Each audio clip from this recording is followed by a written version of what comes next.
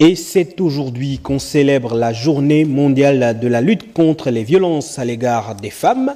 Ce soir, nous vous proposons l'historique de cette journée. Nos reporters ont également rencontré des femmes qui militent pour la restauration de la dignité de la femme gabonaise.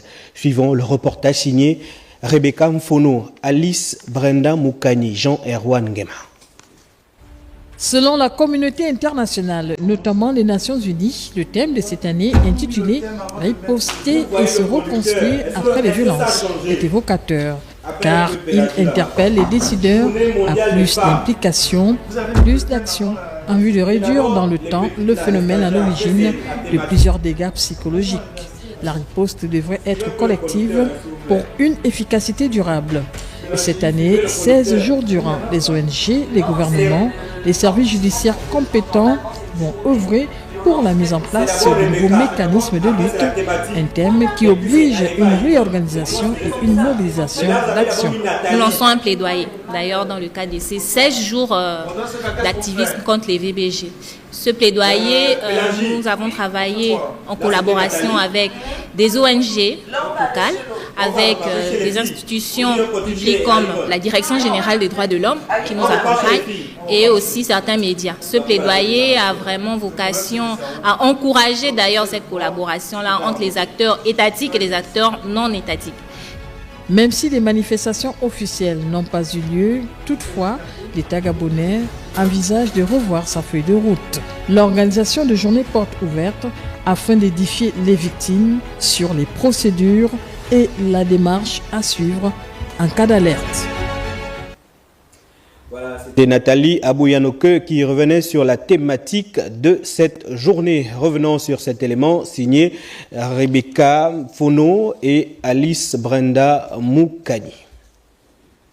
Le 25 novembre de chaque année est célébrée la journée mondiale de la lutte contre les violences à l'égard des femmes. Elle a été déclarée en 1999 par l'Organisation des Nations Unies en hommage aux 3 militantes politiques dominicaines victimes de violences mortelles en 1960. Au Gabon, cette journée rappelle l'ampleur de la vulnérabilité de la femme gabonaise liée aux différentes violences. Nous luttons contre les violences basées sur le genre, particulièrement contre les violences faites aux femmes.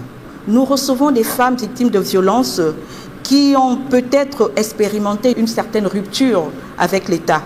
Donc nous servons de relais. Plusieurs initiatives ont été mises en place par les autorités permettant de poser leur pierre à l'édifice de la lutte. Nous sommes en partenariat avec le tribunal de Libreville, où nous orientons les femmes, avec les commissariats de Libreville, qui ont chacun en leur sein ce qu'ils appellent ou ce que nous appelons une cellule VBG. Donc, nos femmes sont orientées directement par rapport à leur situation géographique vers ces commissariats et au sein de la cellule VBG des commissariats. Nous avons également des partenariats en cours avec des hôpitaux pour les femmes victimes de violences physiques. En somme, cette journée reste une opportunité de renforcer l'engagement collectif contre toute forme de violence à l'endroit des femmes à travers le monde. Le phénomène des violences à l'égard des femmes est de plus en plus récurrent dans notre société. Raissa Eva Ingoneban nous dresse un tableau statistique. Regardons. C'est un phénomène qui gangrène les familles. Les violences faites aux femmes, quel que soit le type de violence auquel les victimes font face, au Gabon, les données statistiques disponibles sont alarmantes. Statistiques avec une source, donc 7 femmes sur 10 ont connu un type d'incident de cette nature.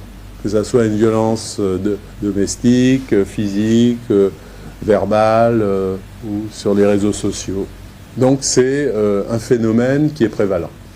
On est en train de travailler avec les autorités pour relancer l'observatoire et qui nous permettrait donc d'avoir des données en temps réel sur ce type d'incident. D'autres chiffres révèlent l'ampleur de la situation.